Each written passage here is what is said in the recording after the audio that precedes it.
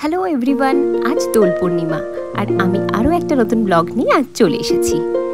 দোল পূর্ণিমা উপলক্ষে বাড়িতে ছোট্ট করে পুজো রেখেছিলাম। অল্প কিছু ফল আর একটু সিন্নি দিয়ে নিজেই পুজো করেছি। খুব বেশি নিয়মকানুন আমি জানি না আর কি দিতে হতো পুজোতে, কিন্তু আমার মা যখন বেঁচে ছিলেন তখন দেখেছি নিজেই পুজো করতো আর বলতো মনের কাছে সব কিছু, মন থেকে নিজের মতো করে ভগবানকে ডাকলেই হবে। আর এই ঠাকুর ঘরটা আমার মায়ের নিজের হাতে সাজানো ছোট্ট একটি ঠাকুর ঘর।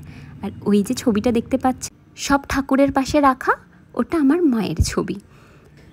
আমরা মায়ের ছবিটাকে ঠাকুর ঘরেতেই ঠাকুরের সাথে রেখে দিয়েছি।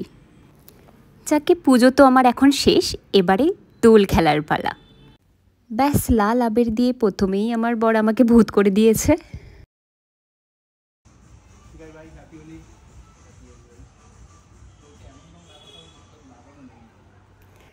কিছু বন্ধুবান্ধব এসেছিল, তাদেরকেও রং মাখালাম বেশ করে।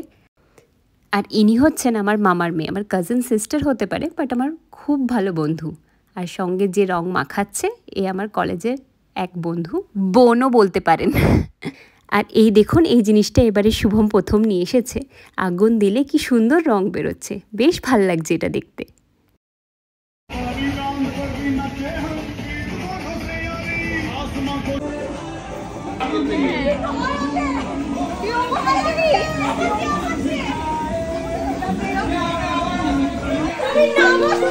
খুব এনজয় করলাম সবাই মিলে। আজকের মতো টাটা, আরও একটা ব্লগে খুব তাড়াতাড়ি দেখা হবে।